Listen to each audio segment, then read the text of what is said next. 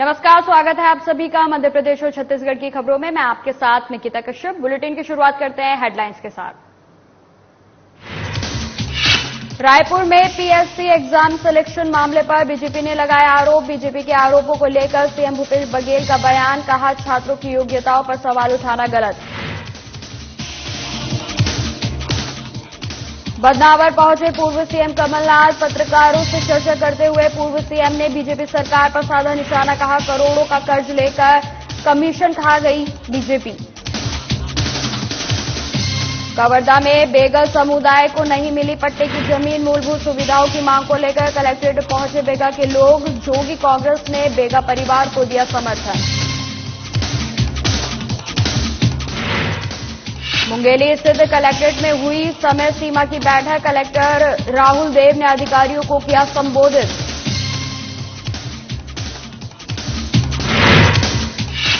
और मुंगेली में श्रीमद् भागवत कार्यक्रम का आयोजन। कार्यक्रम में पूर्व प्रत्याशी राकेश पात्रे हुए शामिल। राकेश पात्रे ने भगवान श्री कृष्ण का लिया आशीर्वाद। खबरों की शुरुआत करते हैं। खबर रायपुर से है, जहां पीएससी एग्जाम में सिलेक्शन मामले पर बीजेपी के आरोप को लेकर सीएम भूपेश बघेल का बयान सामने आया है। आपको बता दें, सीएम ने कहा है कि पीएससी एग्जाम दे रहे छात्रों पर सवाल उठाना गलत है। अगर पीएससी के छात्र राजनीतिक परिवार से संबंध रखते हैं तो ऐसे में उनकी योग्यता पर सवाल उठना दुर्भाग्यपूर्ण है। वहीं सीएम ने कहा कि पीएससी एग्जाम के दौरान कोई गड़बड़ी नहीं होती है, तो इस मामले में बीजेपी आरोप लगाना बंद करे। वहीं कहा कि बीजेपी के बच्चों को टिकट देना उनकी योग्यता कहलाती है, लेकिन अभी इसे राजनीतिक ठहराई जा रही है। अगर चयन में गड़बड़ी है तो तथ्य सामने लाएं और जांच की जाएगी। यदि किसी अधिकारी के या किसी नेता के परिवार के सदस्य सेलेक्ट हो रहे हैं तो उस पर उंगली उठाई जा रही है। तो ये भारतीय जनता पार्टी का दोहरा चरित्र है और ये मैं इसे उचित नहीं मानता।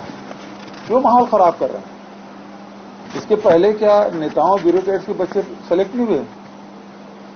अभी मेरे बगल में बैठे हैं शुक्ला जी, खड़े हैं, इनके बच्चे भी आईएएस में सेलेक्ट हुए। हम सबको खुशी हुई। ये तो राजनीतिक में है, वो अपने योग्यता में गई है। ऐसे बहुत सारे लोग हैं, लेकिन आपके पास तथ्य है। यदि चयन में कोई गड़बड़ी है जरूर दीजिए, उस शिकायत की हम जांच कराएंगे, लेकिन अनावश्यक माहौल खराब मत करिए। इससे नौजवानों में गलत संदेश जाता है। एक राजनीतिक दल के लोग हैं आप, आपकी जिम्मेदारी है, लेकिन केवल आरोप लगा देने से, व्हाट्सएप यूनिवर्सिटी में दुष्प्रचार करने से आपका कद बड़ा होने वाला नहीं है। लेकिन हां, इससे वो जो चयनित जो छात्र छात्राएं हैं उसके मन में इसका बुरा प्रभाव जरूर पड़ता है। मध्य प्रदेश के पूर्व सीएम कमलनाथ बदनावर पहुंचे, जहां उन्होंने निजी गार्डन में मंडलम सेक्टर में बैठक करके पत्रकारों से चर्चा की। प्रेस वार्ता के दौरान कमलनाथ ने बीजेपी सरकार पर जमकर निशाने पर लिया। उनके द्वारा आरोप लगाया गया है कि मध्य प्रदेश की सारी व्यवस्था पूरी तरह चौपट हो गई है। दुष्कर्म के मामले, दलितों पर अत्याचार के मामले, बाल अपराध सहित सभी मामलों में प्रदेश नंबर 1 बन गया है। मध्य प्रदेश का एक एक नागरिक और छोटा व्यापारी परेशान हो चुका है। वहीं उन्होंने कहा कि कांग्रेस की सरकार ने धार जिले के पीथमपुर में उन्नत और संयुक्त औद्योगिक क्षेत्र बनाया था, लेकिन वर्तमान हालात कुछ ऐसे हैं कि कोई भी बड़ा उद्योग यहां लगाने के लिए तैयार नहीं है।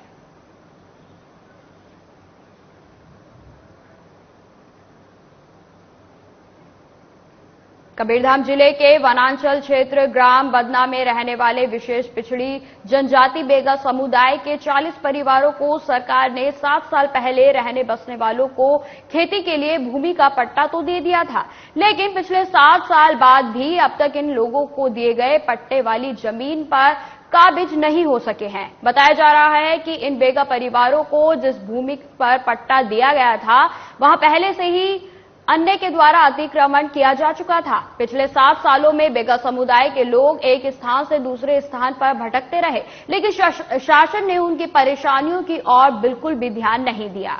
कई बार अधिकारियों के कार्यालय का चक्कर लगाने के बावजूद कुछ नहीं हुआ। वहीं अब इस समुदाय ने कलेक्ट्रेट पहुंचकर फिर से अपने रहने के लिए भूमि की पट्टा मूलभूत सुविधाओं की मांग को लेकर प्रशासन से गुहार लगाई है। वहीं जोगी कांग्रेस ने अब इन गरीब बेसहारा लोगों की परेशानियों को लेकर आगे आए हैं और उन्होंने भी राष्ट्रपति के नाम उनकी परेशानियों का उल्लेख करते हुए ज्ञापन सौंपा है। प्रशासन से मांग की गई है कि इनकी जायज मांगों को जल्द से जल्द पूरा किया जाए। समस्या लेके आया हूँ सर। कहाँ होगी बता? और आज तक के हम पंडरिया ऑफिस में आ चुका है, तहसील ऑफिस में जा चुका है, आज तक के हमारा फैसला नहीं कर रहे हैं सर। कहाँ के फैसला? जमीन बारे से पट्टा पर्चा दे चुका है शासन से। बार बार हमला भटका रहे हैं गरीब आदमी। पर्चा मिल गए तो मिल गए हैं। काबर नहीं रहा तुम? वही रहते हैं सर, वही रहते हैं ना। अभी दूसर के काबिज है सर, दूसरा के काबिज। जमीन आपको पट्टा दिया है? हाँ दिया है सर। हाँ सभी को एक कम 40 बीघा को सबके दिया है सर। तो आप लोग क्या चाहते हो? आपको हमको जगह को छोड़ के ज्यादा दूसरा जगह दे सर। हाँ लड़ाई कब्जा कर लिया है। हाँ दूसरा वाले काबिज में है सर। ब्लॉक का सुदूर वनांचल क्षेत्र जहां बदना और घोघरा करके एक गांव है, जहां पर लगभग 40 से 50 बैगा परिवारों को आज से 7 साल पहले राजस्व विभाग द्वारा पट्टा जारी किया गया था और उस पट्टा को सिर्फ कागज में ही जारी किया गया है। इन परिवारों को आज 7 साल बाद न तो रहने के लिए जगह दिया गया है, न तो उनको खेती करने के लिए जगह दिया जा रहा है, न तो इनके पास पीने की पानी की व्यवस्था है। स्कूल और बिजली तो आप भूल ही जाइए। और ये हमारे राष्ट्रपति के दत्तक पुत्र कहे जाते हैं। दुर्भाग्य है कि अगर राष्ट्रपति के दत्तक पुत्रों का ये हाल है तो आम इंसानों का क्या होगा। आज हमने माननीय राष्ट्रपति महोदया के नाम से ज्ञापन सौंपा है और निवेदन किया है कि आप तत्काल जिला प्रशासन को आदेशित करिए और इनको निवास करने के लिए और खेती करने के लिए उनको जमीन दिलाइए। कुछ बैगा आदिवासी किसान लोग आए हुए हैं, उनकी मांग है कि यहाँ पेयजल की व्यवस्था समुचित नहीं है और जिस जगह ये रहते हैं उसका इनको पट्टा मिला है लेकिन जगह नहीं है। कुछ उनके मूलभूत सुविधाओं से वंचित हैं। उसके संबंध में माननीय राष्ट्रपति महोदय को इन्होंने ज्ञापन दिया है। कलेक्टर साहब के संज्ञान में लाके इसका तत्काल परीक्षण कराया जाएगा। जो पात्रता अनुसार इनको सुविधाएं हो सकती है तत्काल दिलाने का प्रयास किया जाएगा। मुंगेली में जिला कलेक्ट्रेट स्थित मनियारी सभा कक्ष में समय सीमा की बैठक आयोजित की गई। इस दौरान कलेक्टर राहुल देव ने सभी विभागों के अधिकारियों को निर्देश दिए। वहीं उन्होंने सभी ब्लॉक में रामायण प्रतियोगिता के निर्देश भी दिए हैं। साथ ही कहा कि जिले में सभी निर्माणाधीन कार्यों को बरसात से पहले पूरा करें। इसमें लेट लतीफी बर्दाश्त नहीं की जाएगी। इसी के साथ कलेक्टर ने स्कूलों के मरम्मत कार्य में गंभीरता नहीं दिखाने पर जिला शिक्षा अधिकारी और आरईएस पथरिया के एसडीओ और राशन कार्ड बनाने के कार्य में लापरवाही बरतने पर जनपद पंचायत सीईओ को कारण बताओ नोटिस जारी करने के निर्देश दिए। बैठक में कलेक्टर ने मुख्यमंत्री जन चौपाल, कलेक्टर जनदर्शन में पूरा करने के भी निर्देश दिए हैं।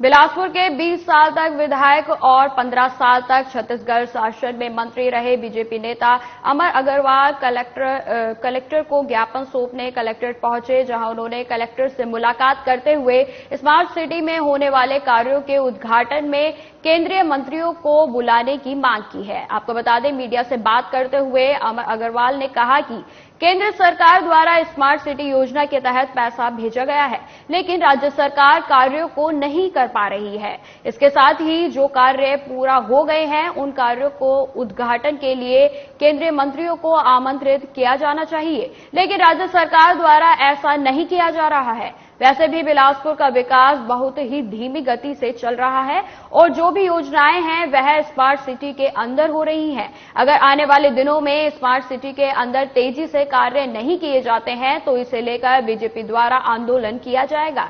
इसके साथ ही स्मार्ट सिटी के अंतर्गत होने वाले कार्यों के उद्घाटन में केंद्रीय मंत्रियों को नहीं बुलाया जाएगा तो उस कार्यक्रम का विरोध भी बीजेपी करेगी। प्रशासन मंत्री था और केंद्र सरकार का पैसा भी आया, लेकिन अभी तक स्मार्ट सिटी का समय पूरा हो रहा है। 4000 करोड़ में देखें तो मुश्किल से 200 करोड़ रुपए का भी काम ये सरकार नहीं कर पाई। और इस पैसे का अपव्यय हो रहा। अभी मुख्यमंत्री जी आए, RTMS, integrated traffic management system, multi level parking, ये सब स्मार्ट सिटी के पैसे हैं।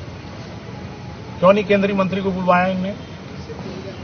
जब जब कोई भी कार्रवाई राज्य सरकार के ऊपर, घोटालों के ऊपर जांच की बातचीत होती है, तो मुख्यमंत्री जी एक ही बात बोलते हैं कि ये संघीय व्यवस्था है और संघीय व्यवस्था में राज्य का सम्मान होना चाहिए। तो क्या केंद्र का जो पैसा आता है, केंद्र सरकार की जो योजना है, उसमें संघीय व्यवस्था नहीं है? क्या उसमें केंद्रीय मंत्री को नहीं आना चाहिए?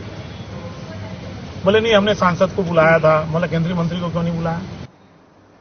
खबर बिलासपुर से है, जहां भारतीय जनता पार्टी के कार्यकर्ताओं ने भारी संख्या में जिलाधीश को ज्ञापन सौंपा और धरना प्रदर्शन किया है। बीजेपी कार्यकर्ताओं का कहना है कि जब से कांग्रेस की सरकार बनी है, तब से छत्तीसगढ़ सहित बिलासपुर में सरकारी जमीन के गोलमाल का खेल कांग्रेस नेताओं के राजनीतिक संरक्षण में किया जा रहा है। सिटी बस स्टॉप और ऑटो स्टैंड को हटाए जाने से नागरिकों और ऑटो चालकों को गर्मी और बरसात में अनेकों समस्याओं का सामना करना पड़ रहा है। वहीं बीजेपी कार्यकर्ताओं ने कहा कि नूतन चौक में जिस जगह पर कॉम्प्लेक्स का निर्माण किया जा रहा है, उस जमीन का पूर्ण रूप से पतासाजी करके आगे की कार्रवाई की जाए, नहीं तो हम आगे उग्र आंदोलन करेंगे। जैसा कि आप सबको पता है कि 4.5 वर्ष हमारे छत्तीसगढ़ में और बिलासपुर में कांग्रेस की सरकार आए हो चुके हैं, और जब से कांग्रेस सरकार आई है, पूरे सरकारी जमीनों पर गोलमाल शुरू हो चुका है। और जैसा कि आप देखते हैं कि आज हम लोग धरने पर नूतन चौक में बैठे हुए थे, उसका मेन विषय ये था कि कई वर्षों पहले से, जब माननीय अमर अग्रवाल जी मंत्री थे, तो बड़े बड़े मेन चौकों में बस स्टैंड, ऑटो स्टैंड बनवाया गया था। वैसे नूतन चौक में बहुत पुराना हमारा बस स्टैंड और ऑटो स्टैंड है, जिसको तोड़वाकर अवैध कॉम्प्लेक्स को बनवाया गया। उसके बाद बनवाने के बाद उस कॉम्प्लेक्स में जितने भी अपनी दुकानें जो सब बनी हुई थी, उनको कांग्रेस के ही परिवार वालों को, उनके नामों को अवरुद्ध कर दिया गया। आज उसके विरोध में, उसके कारण हमारे ऑटो चालकों और बस वालों को बरसात में, गर्मी में बहुत सारी परेशानियों का सामना करना पड़ रहा है, और जिसके कारण आज वहाँ की जनता को भी बहुत गुस्सा है।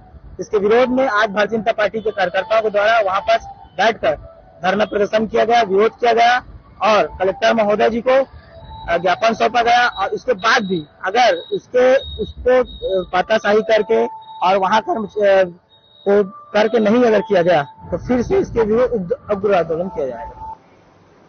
छत्तीसगढ़ में विभिन्न मांगों और समस्याओं के निराकरण को लेकर राजस्व पटवारी संघ 15 मई से हड़ताल पर बैठे हैं। इसी क्रम में गरियाबंद जिले के छूरा ब्लॉक में भी पटवारी संघ हड़ताल पर हैं। वहीं राजस्व मंत्री के आश्वासन पर विभिन्न चरणों में 2020 में आंदोलन को स्थगित किया गया था, किंतु निराकरण नहीं होने के चलते पटवारी संघ ने फिर से हड़ताल जारी की है, जिससे प्रदेश के पटवारियों में भारी रोष व्याप्त है। वहीं किसानों और अन्य काम नहीं हो पाने के चलते लोगों को भी काफी परेशानियों का सामना करना पड़ रहा है।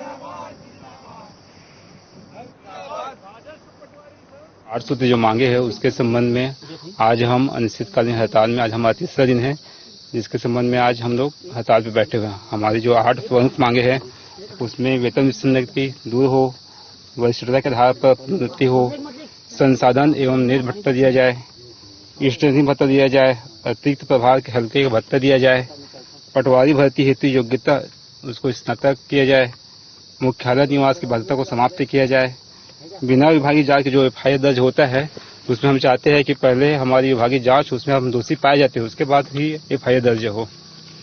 प्रभावित तो होगा, निश्चित प्रभावित होगा, और प्रभावित होगा तभी हमारी मांगों को सरकार जो सुनेगी। धमतरी जिले में राजस्व पटवारी संघ के बैनर तले जिले भर के पटवारी सोमवार से 8 सूत्रीय मांगों को लेकर हड़ताल पर हैं, जिसमें वेतन विसंगति दूर करने, वरिष्ठता के आधार पर पदोन्नति, संसाधन और स्टेशनरी भत्ता सहित कुल 8 मांगे पटवारियों ने राज्य सरकार से की है। आपको बता दें, पटवारियों की हड़ताल के चलते सोमवार को धमतरी सहित जिले के अन्य तहसील कार्यालयों में वीरांगनी छाई हुई है। वहीं पटवारी संघ के पदाधिकारियों का कहना है कि लंबे अरसे से मांगों को लेकर राज्य सरकार से पत्राचार किया जा रहा था। अब अनिश्चितकालीन हड़ताल का निर्णय लिया गया है। राजस्व पटवारी संघ के पदाधिकारियों ने राज्य सरकार से मांगों को जल्द पूरा करने की अपील की है।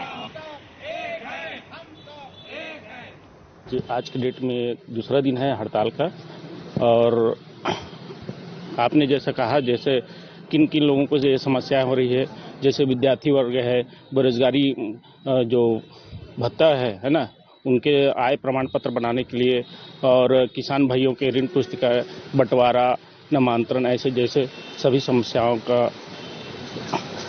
समस्याएं हो रही है। हम लोग ये चाह रहे हैं कि हमारा मांग जो है 8 सूत्री मांग है, जो जायज है, उनमें जल्दी से जल्दी सरकार के द्वारा अमल किया जाए और सभी को राहत पहुंचाया जाए। हमारी 8 सूत्रीय मांगों को लेकर जो अभी हड़ताल पे हम हैं, उनमें 8 सूत्रीय मांग है। उसके साथ साथ मैं एक चीज कहना चाहूंगी कि आज के डेट में जितने भी पटवारी हैं, सारे ग्रेजुएट हैं, पोस्ट ग्रेजुएट हैं, और कंप्यूटर से रिलेटेड भी उनके पास डिग्री है। तो आज भी हमें 12वीं पे के आधार पर ही तनख्वाह दिया जाता है। 2400 है, 1800 है। हमारा यही कहना है कि उन्हें 2800 किया जाए, और अन्य जो विभागें हैं उनके समान भी हमें वेतन दिया जाए, क्योंकि हमारे काम में भी कोई कमी नहीं है। काम निरंतर बढ़ता जा रहा है। हमारे विभाग के साथ साथ हम अन्य विभागों के काम में भी सहयोग करते हैं। आज हमारे राजस्व पटवारी संघ का प्रदर्शन का, धरना का दूसरा दिन है, और ये पूरे धमतरी जिले के सभी तहसीलों में चल रहा है। पूरे प्रांत में सभी पटवारी अपनी 8 सूत्री मांगों को लेकर पिछले 2 साल पूर्व हड़ताल किए थे। हम लोग तत्कालिक समय में राजस्व मंत्री जी ने आश्वासन दिया था कि बहुत जल्द आप लोगों का 8 सूत्री मांग को पूरा कर दिया जाएगा। 2 साल बीत गया, लेकिन हमारे प्रति किसी प्रकार का ध्यान न देना, सरकार इसमें बिल्कुल गंभीर नहीं है। फिर हमारा राजस्व पटवारी संघ हड़ताल के लिए बाध्य होना पड़ा, और हम 8 सूत्री मांगों के कारण आज हड़ताल में सभी तहसील में बैठे हैं। मुंगेली विधानसभा के नगरपालिका क्षेत्र के सुभाष वार्ड में श्रीमद् भागवत का आयोजन हो रहा है, जिसमें पूर्व प्रत्याशी राकेश पात्रे ने श्रीमद् भागवत में शामिल होकर भगवान श्री कृष्ण जी से आशीर्वाद प्राप्त किया। कार्यक्रम में भागवत की कथा पंडित वीरेंद्र कुमार तिवारी और आचार्य सागरानंद पाठक के द्वारा बहुत ही मनभावन कथा का वाचन किया गया। कथावाचक महाराज ने राकेश पात्रे को आशीर्वाद दिया। इसके साथ ही अपने उद्बोधन में राकेश पात्रे ने कहा कि हमें यदि अपने बच्चों को धर्म से, पुरातन संस्कृति से, विचारों से, संस्कारों से जोड़ना है, तो इस तरह के कार्यक्रम प्रत्येक गांव, शहर के वार्डों में होते रहने चाहिए।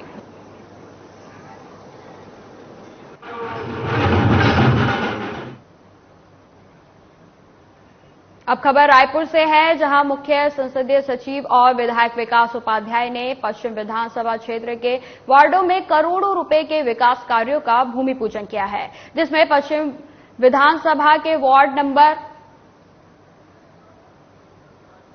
69 में 11.85 लाख रुपए से स्वीकृत कुशल गृह निर्माण, मां महामाया मार्केटिंग से हराही तालाब तक रोड और नाली निर्माण कार्य का भूमि पूजन किया गया। इसी के साथ ही सीसी रोड, सामुदायिक भवन निर्माण, पिहर नाले में पुलिया निर्माण, रायपुरा सामुदायिक भवन में अतिरिक्त कक्ष निर्माण समेत कई निर्माण कार्यों का भूमि पूजन किया गया।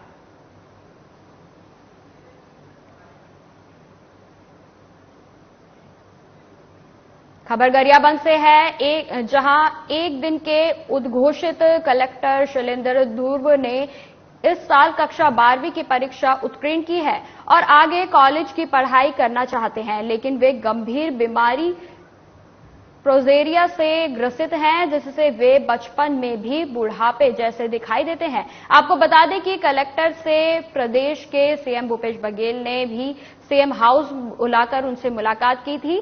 वहीं अभी 12वीं कक्षा के 2-3 माह पहले शैलेंद्र ध्रुव गंभीर रूप से बीमार हो गए थे, जिसका जिला प्रशासन ने संज्ञान लेकर इलाज करवाया। उसके बाद अब शैलेंद्र 12वीं परीक्षा उत्तीर्ण कर कॉलेज की पढ़ाई के लिए प्रशासनिक मदद की आस में इंतजारत हैं।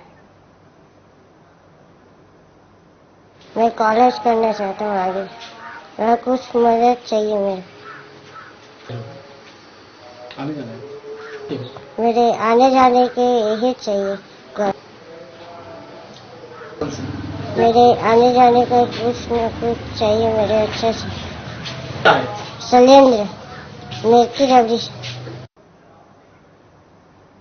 कोंडागांव पुलिस अधीक्षक दिव्यांग पटेल के आदेश पर एडिशनल एसपी शोभराज अग्रवाल के मार्गदर्शन में और एसडीओपी निवितेश सिंह के पर्यवेक्षण थाना माकड़ी क्षेत्र में लगातार पेट्रोलिंग की जा रही है। इसी कड़ी में 15 मई को निरीक्षक सोन सिंह सोरी रात में पेट्रोलिंग पर निकले थे कि जिस दौरान पुलिस ने तेज गति से आ रहे पिकअप वाहन को रोककर सघन चेकिंग की। आपको बता दें, वहीं पुलिस ने चेकिंग के दौरान 17 नग अवैध चिरान सागौन लदा हुआ पाया गया है, जिसके बाद पुलिस ने कार्रवाई करते हुए आरोपियों को जेल भेज दिया है। फिलहाल पुलिस आगे की जांच में जुट गई है।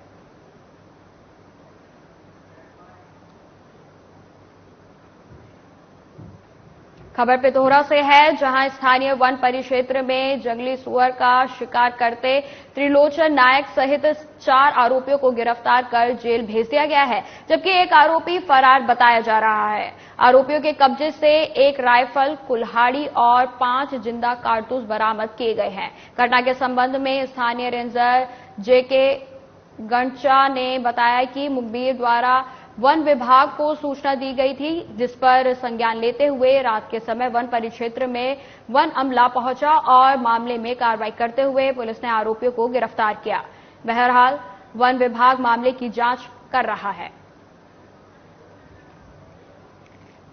जो कि दिनांक 16/5/2023 को रात्रि के समय मुखबिर के द्वारा सूचना मिला, हमारे गुरुचरण मिश्रा को सूचित किया गया कि एक गुरुचरण मिश्रा क्या है? वन रक्षक फॉरेस्ट गार्ड। उन्होंने फिर परिषद अधिकारी पिथौरा को बताया जी कि एक नग जंगली सुअर का शिकार कर रात्रि के समय झुनगाबाड़ी पुलवापाली में कुछ लोग उसके मांस का पका रहे हैं, ऐसी की सूचना मिला था। सुअर का मांस, जंगली सुअर। जी हाँ। उसके बाद मौके पर तत्काल हमारे 4 वन रक्षक, गुरुचरण मिश्रा वन रक्षक, निषाद वन रक्षक, पटेल वन रक्षक एवं लेग्राम ध्रुव वन रक्षक मौके पर पहुंचे। उसके बाद पिथौरा से एक टीम रवाना हुआ मौके पर और साथ ही साथ कुछ देर बाद परिषद अधिकारी श्री जयकांत गंडेचा भी वहां पर मौजूद हो गए। बिलासपुर में निजात अभियान के तहत अवैध नशे के खिलाफ लगातार कार्रवाई की जा रही है। इसी कड़ी में पुलिस ने थाना चकरभाटा में अवैध रूप से शराब बेचने वालों को गिरफ्तार किया है और आरोपी के कब्जे से कुल 40 पौवे अवैध देशी शराब बरामद की गई है। फिलहाल पुलिस ने आरोपी को गिरफ्तार कर जेल भेज दिया है और आगे की कार्रवाई शुरू कर दी है।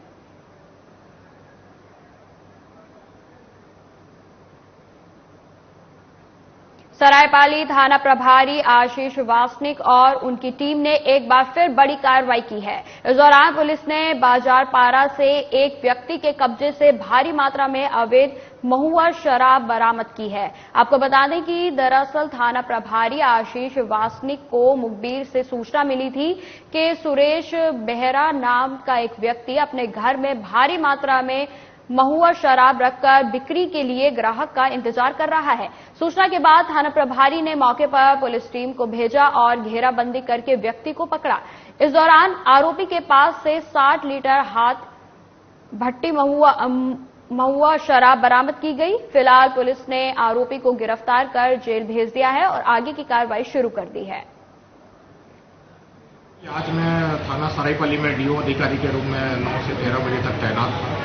जरिए थाना प्रभारी महोदय आशीष वासनिक को मुखबिर सूचना मिला कि बाजारपारा वार्ड नंबर 11 में सुरेश बेहरा नाम का व्यक्ति अपने घर के पर्ची में भारी मात्रा में महुआ देसी शराब बिक्री करने हेतु ग्राहक का इंतजार कर। इस सूचना पर हमारा स्टाफ एवं गवाह को लेकर मुखबिर के बताए स्थान पर गए और आरोपी सुरेश बेहरा के कब्जे से भारी मात्रा में महुआ शराब बरामद कर अपराध एक क्रमांक 133 अभिलेख 23 धारा 34 आबकारी एक्ट की कार्रवाई कर आरोपी को न्यायिक क्रियाओं पर जेल भेज दिया।